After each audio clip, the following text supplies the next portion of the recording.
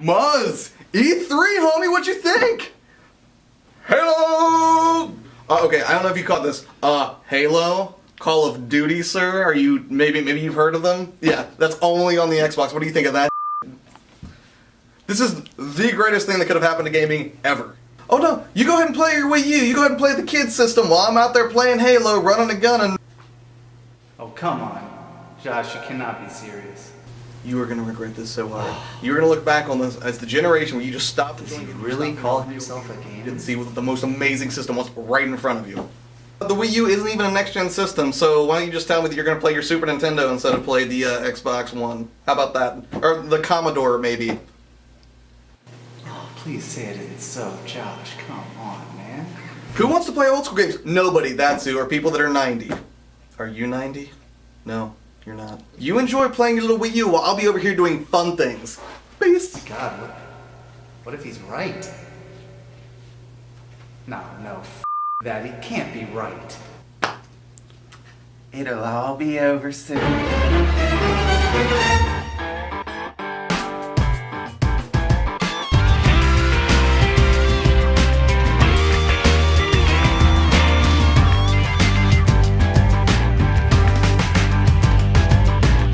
Welcome back to another episode of NerdKO. I'm Josh. And I'm Muzz. And we got more cool stuff to talk to you about today. Yeah, the first thing we're going to do is talk a little bit about, well, today is the first day of E3, and It's not for you, but it is for us right now as we shoot this. And as we shoot this, the PS4 keynote address is going on, and we're kind of watching it while we shoot.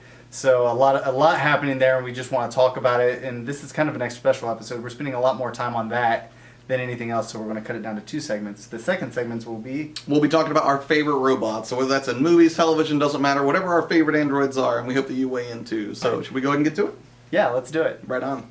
Alright gamers, as you know, today was a very special day. We had E3 to look forward to, although Nintendo didn't make it appearance. Alright, stop! Nope. Sorry, you can't watch that, you can't hear that, it's ridiculous. Who knew Microsoft was actually going to change their position and switch everything out and get rid of all the DRM and all the online checks? Who saw it coming? So, yeah. I guess we're just not going to do that segment now. So, you can watch it now like 2,000 times faster if you want. Check it out.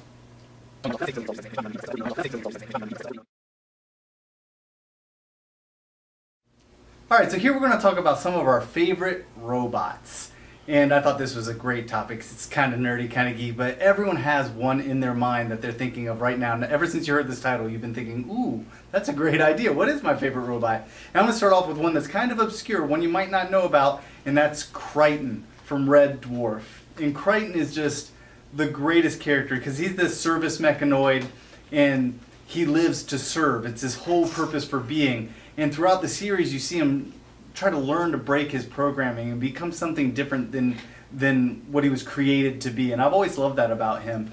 And as hard as he may try to break his programming, he's always just like dedicated to a life of servitude. And I always thought that was really funny, and it made for some great comedy. And it's just really an outstanding show, and he's one of the great characters of the show that really bring life to it and make it different and fun to watch. So Crichton is definitely one of my favorite robots of all time. And next I'm going to talk about the Cybermen. Now, the Cybermen are just a great enemy. And you'll hear Josh talk about something similar here in just a few minutes. So I thought it was a really cool parallel. Because the Cybermen take humans and they eradicate all their emotion. And they put them in this metal skin. And they turn them basically into soldiers, a collective. And they constantly upgrade themselves. And throughout the whole Doctor Who series, you'll see the Cybermen from these awful aluminum-looking suits to what they've become in the most recent episodes of Doctor Who, and they're downright intimidating, and it's really cool. They're constantly upgrading and becoming more powerful and more formidable as enemies, and they've become something really awesome, and they've evolved unlike any other robot in any other series that I've ever seen, and that's what has really drawn me to them. So definitely the Cybermen are cool. And lastly, I know I'm only supposed to talk about 2, but real quick, I got to talk about Crow T. Robot and Tom Servo, 2 of the greatest robots to have ever graced the silver screen. If you've never watched Mystery Science Theater 3000, you got to check them out because they're funny, they're cool, they've got one-liners that never end, and they're just great to watch. So, Crow T. Robot, Tom Servo. Alright, first up on my list of favorite robots is easily Johnny Five from Short Circuit. For some reason, I just really, really love this robot. I think it's probably attributable to the fact that that was probably one of the early movies that kind of got me into computers and technology in the first place. Johnny Five's voice was just hilarious, and while the movie was kind of childish, it was still a lot of fun, and Johnny Five became kind of a badass in the second one, where he gets awarded, like, the key to the city, and then they redeck him out and rebuild him into, like, a gold-plated version of himself. But Johnny Five was just awesome, and when he had, like, the tiny, like, army of little Johnny Fives that were all dancing, I believe it was the California Rays, that was just a really fun scene. I really like that, so that makes him one of my favorite robots easily. Next up on my list of favorite robots is actually not a single robot, more of a collective, if you will, and that would be the Borg from Next Generation. The Borg are... You could make the argument they're not truly robots, but I'm just going to go ahead and say that they are for the purpose of this segment, because it was one of the most horrifying exposures that I ever had to a robot growing up, because it was the first time I really had a concept of identity, probably when I was, I want to say I was like 6 or 7 years old when I first got exposed to an episode with the Borg, and it just seemed horrifying to me that there was a group of people that could kind of remove everything that makes you human and kind of slowly assimilate you into a purely technological being. It was just incredibly unnerving, and that race as a whole was just awesome in the Star Trek universe, and it made for a lot of great storylines in the Next Generation. Alright, so since this episode was running a little short because we had to nix practically most of our entire segment on what we thought of the next gen consoles, a lot of that had to do with the Xbox One, and now all of that's been nullified by Microsoft's reversal, so stay tuned for the next episode for information on that. I just thought I would take a minute, tell you guys how NerdKO started, what NerdKO is about, and how we all got together as a group to start doing this show. I thought you would find that interesting. So it really all goes back probably about 3 years, more than 3 years. Sleazy and I used to hang out. He used to come to my store in Hilliard. He came to my store at City Center, and he used to hang out with us way back in the Expo days when Level 1 Games was actually called the Gamer's Haven. So we've been hanging out for a long time. I've known the guy for going on 14, 15 years now, I guess. And I don't know, about 3-4 years ago, he says at one point, hey, we should do some cool shirts like the one I'm wearing now. And I said, hey, that's a cool idea. And it was just something we kicked around, and we never really put into action until Level 1 Games to the mall here at Tuttle Crossing. And we were hanging out one day, and he's like, let's do it. Let's make a website. I said, okay.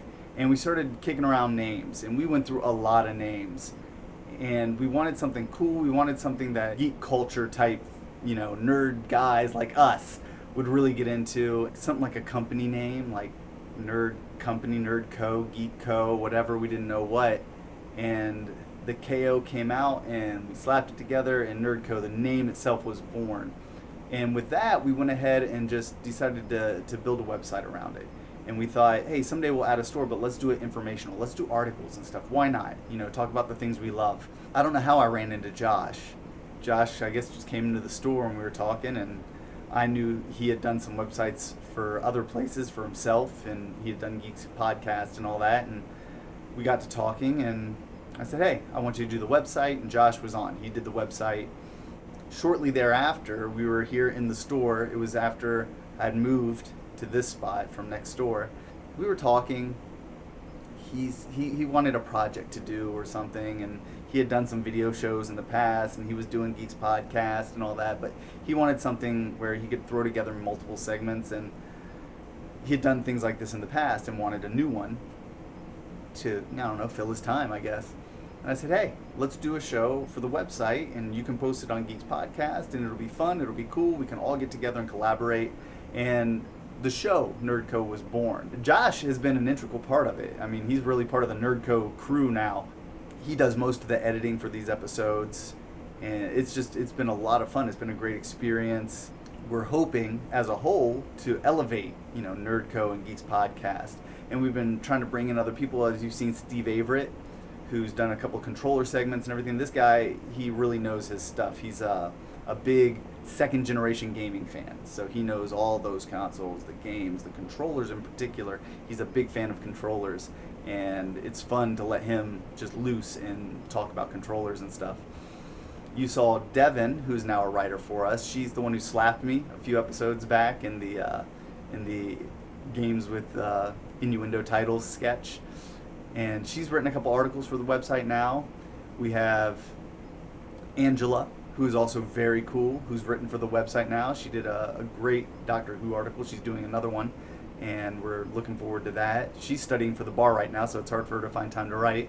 You've seen Steven X has done a couple things for us. Now, Steven was doing his own thing, Game Pal Masters, and then a bunch of stuff happened. He ended up taking a package and moving to Florida for a relocation package, and it was crazy, but he still tries to get some stuff posted when he can.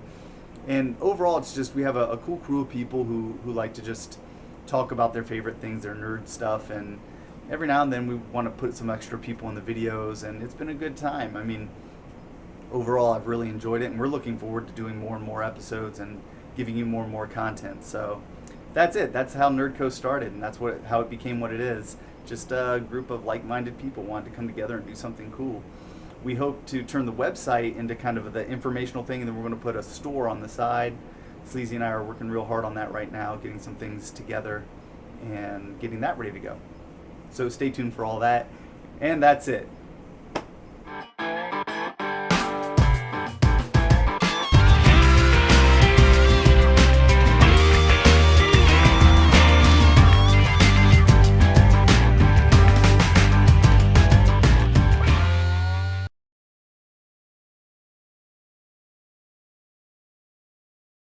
I'm gonna watch TV. Oh no, I think I'll just play. Or maybe I'll watch Netflix. Or maybe I'll download some apps. I can do everything, all things. Oh well, that sounds sacrilege. I can't do that. That's tattooed on my arm. I can do all things through Xbox. Through It gives me Microsoft. strength.